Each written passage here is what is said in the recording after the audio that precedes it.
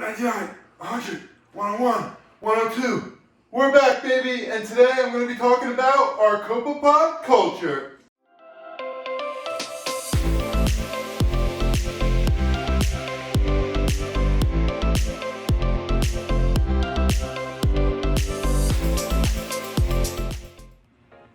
We're back, baby. That's right, we're talking about copepods today. And if you guys remember from our previous videos, copepods are the really tiny creatures in the tank that actually act as inverts and will clean up detritus, eat phytoplankton, and act as food for the fish and coral. And while they might be little, they sure do pack a big punch. Trust me, that's one of the Reef Bro expressions. It's not about the size. What did he say? And this is where the magic happens, baby.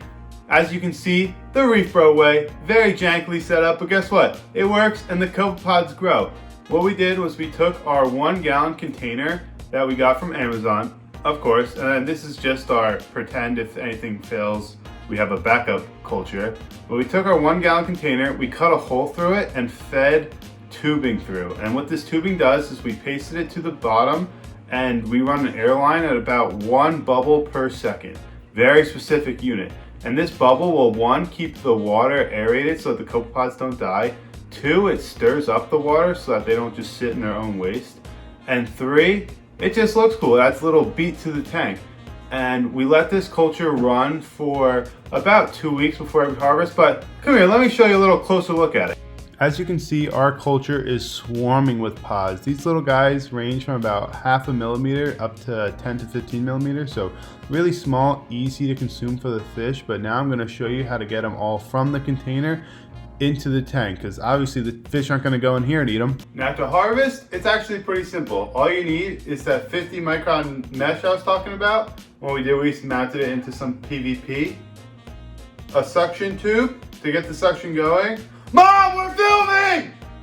And then just a little piece of tubing to suck it all up and actually get the siphon going. So that's all you need. All right, so now we're actually gonna start harvesting. So like I said, super easy tool. I'm gonna put this in and start the suction. And then after that, we're good to go.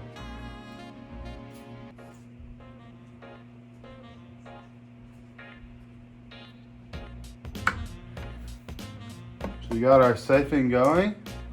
And now we just harvest pods. While you enjoy this amazing B-roll, it's a great time to tell you about a word from our sponsor, which we don't have. So back to the copepods.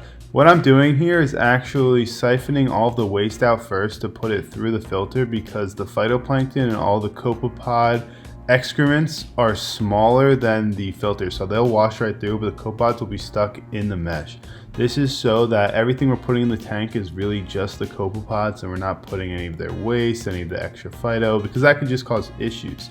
And what I do is I like to scurry it around the bottom first to get, like I said, all the waste, and then I'll just mix it up and get it so that the copepods are all getting sucked up and I'm not just siphoning up empty water. And I'll keep doing this until it's about 60 to 70% of the water gone, because you want to leave some of the copepods in there to restart the culture. Coming back to real time here, you can see there are hundreds, if not thousands of pods just in this little harvest, and a little bit of waste, but now we're going to add it into the tank. So now that you've seen me harvest everything, it's super simple to add it to the tank. You just go pop, let it flush out, and boom, you have copepods in your tank. It's super simple and super easy and great for your tank.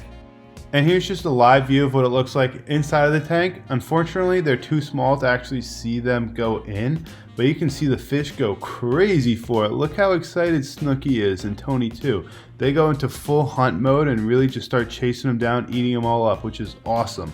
If you wanted it to be added for more of a stocking culture, you'd want to add them at night, but I wanted them to feed the fish. You can see they go crazy. It's like an all-you-can-eat buffet for them. All right, now that we have obviously siphoned, I'd say about 70% of the water, it's time to replace it with new water, add some phyto, and then you're right back to it. Simple as that.